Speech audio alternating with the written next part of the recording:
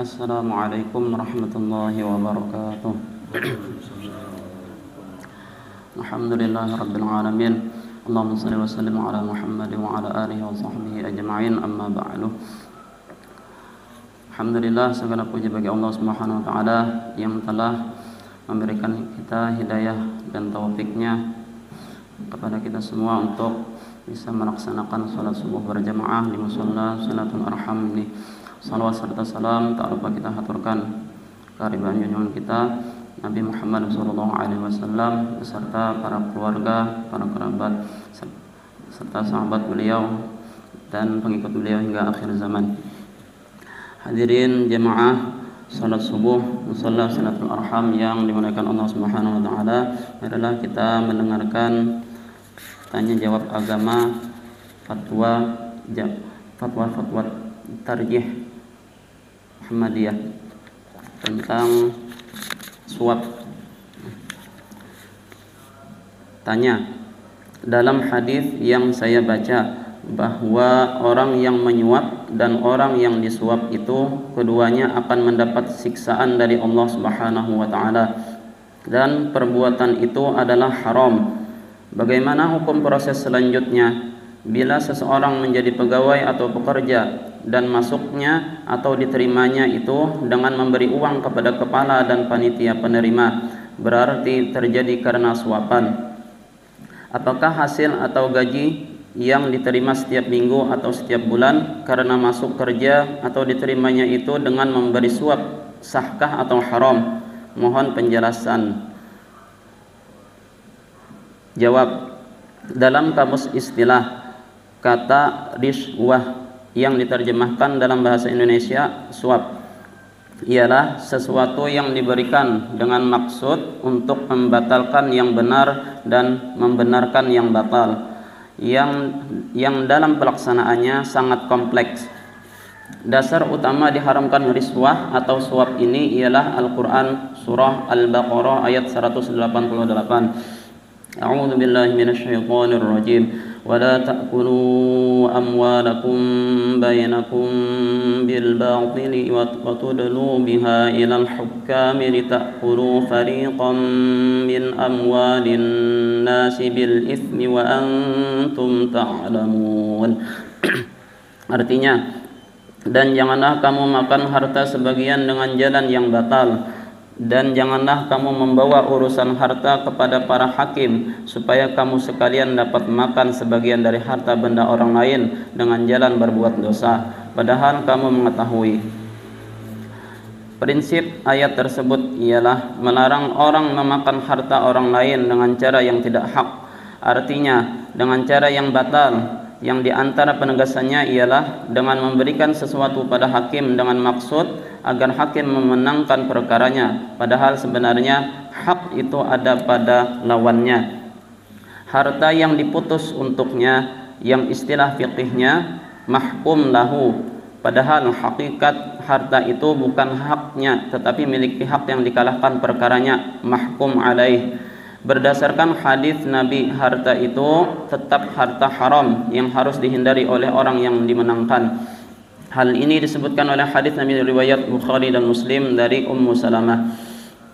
An Ummi Salamah zaujin Nabi sallallahu alaihi wasallam an Rasulillah sallallahu alaihi wasallam annahu sami'a khusumatan bi babi hujratihi fa kharaja ilaihim faqala innama ana basharun wa innahu ya'tini al-khasmu fala'alla ba'dakum ay yakuna ablagha min ba'din fa ahsibu annahu sadaqa fa aqdi lahu bidzalika faman qadaitu lahu bihaqqi muslimin fa innama hiya qit'atun minan nar falyakhudha aw falyatrukha, muttafaqun alaih.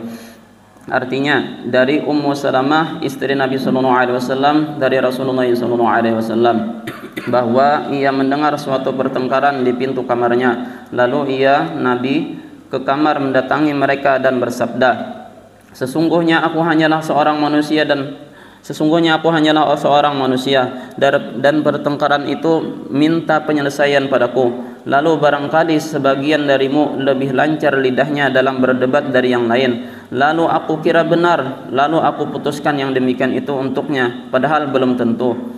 Maka barang siapa telah kuberi keputusan untuk memiliki hak seorang muslim, maka hasil keputusan itu sebuah bagian api neraka, maka terserahlah mengambil atau meninggalkannya. Hasil muttafaqun alaih.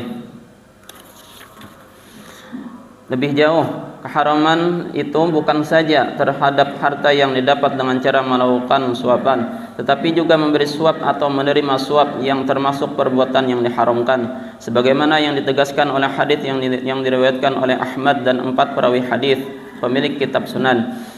An Abi Hurairah radhiyallahu anhu qala Rasulullah sallallahu alaihi wasallam, la'anallahu ar-rashi wal murtashi fil hukmi, rawahu Ahmad wal arba'ah. Artinya diriwayatkan dari Abu Hurairah radhiyallahu anhu, ia berkata, bersabda Rasulullah sallallahu alaihi wasallam, Allah melaknat orang yang memberi suap dan menerima suap dalam memutuskan perkara. Hadis riwayat At-Tabrani dari Ibnu Umar, ar-rashi wal murtashi finnar, rawahu At-Tabrani.